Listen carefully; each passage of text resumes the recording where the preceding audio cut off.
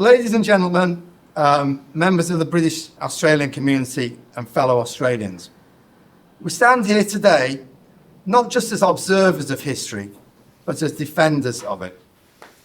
Because right now, across this country, our heritage is under attack. Our monuments are being desecrated, our historic names are being erased, and our culture and legacy are being rewritten. If we do nothing, the Australia we know and love will not exist for future generations. This is why we've launched the Name Back initiative. Because history is not a mistake to be corrected, it's a legacy to be defended. I don't know if anyone knows this. Let me just throw this out there. Think to yourself, how many of the place names in Australia would you expect would be Aboriginal? Majority.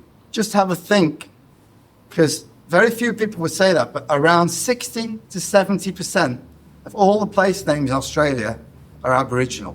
The guy who sailed into Port Phillip didn't sail in here and say, wow, that's a great city, let's call it Melbourne. When they sailed in here, there was no Melbourne. So they built a city and then they called it Melbourne. They didn't use the Aboriginal name because there was no Aboriginal name for Melbourne. There may have been land here that had some name or whatever, but if you look around on the more rural areas, a lot of those have got Aboriginal names, have used the Aboriginal place names, but when we got to towns and cities, they didn't exist, so as they were built naturally. Naturally, the British put on their own names there. So one of the most brazen acts of historical erasure is happening right here in Victoria.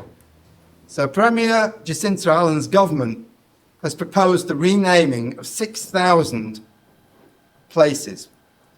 I presume this will not include any of the Aboriginal place names. Instead, it's an attack on our Anglo-Celtic heritage on a scale never seen before. This is not a democratic process. It's not about honouring history. This is an ideological purge. Look at what's just happened in Nanny Warren, where Berwick Springs Lake was renamed the Guru Nanak Lake without any public consultation at all. The people of Victoria were never asked, and when they were, they gave a resounding answer. A poll by the Daily Mail found that 92% of people opposed the name change, and yet it still went ahead. The trend is clear. Over 25 place names have already been erased across Australia, and with 6,000 more planned in Victoria, no town, street or landmark is safe. This is not about honouring history, it's about rewriting it. Because here's the truth they don't want you to know. Cities did not exist in Australia before European settlement. Aboriginal place names traditionally referred to natural features, waterholes and meeting places, not cities or towns. Take Naarm, the name now widely pushed by the ABC to replace Melbourne. What does it actually refer to? The truth is Melbourne was built by the British and Anglo-Celtic settlers, and no Aboriginal name exists for it as a city, because no city existed there before. Compare this to British rule in India. The British didn't rename cities like Delhi, Mumbai, or Calcutta, because those places already existed as urban centres. Mumbai was only called Bombay because of a misunderstanding over pronunciation. And if any of you ever tried to get out after hours service from Telstra, you'll understand how easily that can happen. In Australia, renaming our cities is not about acknowledging history. It's about diminishing British contributions and severing us from the past. Alongside name erasure, we're also witnessing an unprecedented wave of vandalism targeting British and Anglo-Celtic heritage.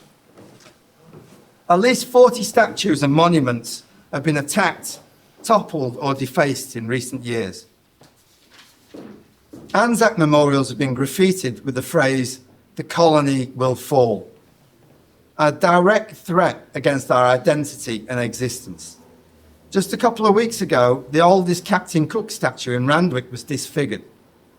These attacks follow a pattern. They spike around Australia Day and Anzac Day, which is proof that this is not random vandalism, but a calculated assault on our national pride.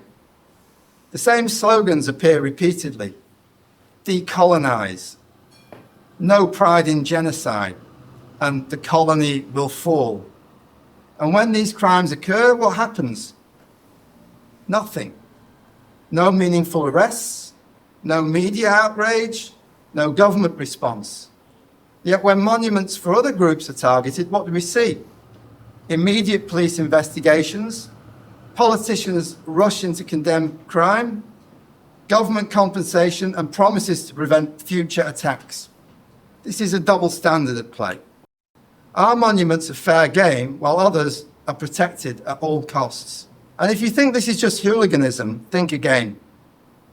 Because just weeks ago, a prominent activist was openly calling for the destruction of our history, and no one in power said a word. Elsa Tuet Rosenberg, a government-funded and well-connected activist, openly posted messages saying, "Destroy colonial monuments, all of them, and chop down their European trees. Set fire to heritage sites and fuck up their dumb war memorial, which glorifies Western imperialism." This is incitement. This is hate speech. This is an open call for destruction. And yet what happened? Nothing. Stuart Rosenberg still sits on government-funded boards. She still teaches corporate anti-racism programs, ironically enough, and she still receives accolades and leadership awards. Imagine for a moment if an Anglo-Celtic Australian had made similar calls against other groups. They'd be ruined overnight. They'd be dragged through the courts under the new hate speech laws, and they'd be prosecuted under mandatory sentencing. But what do we get? No action, no condemnation, and no accountability. This is not justice. This is systematic, state-approved erasure. But let me be clear, we are fighting back. Since launching Name Back, we've gathered over 700 signatures from Australians who refuse to let their history be erased and who are horrified at what's going on.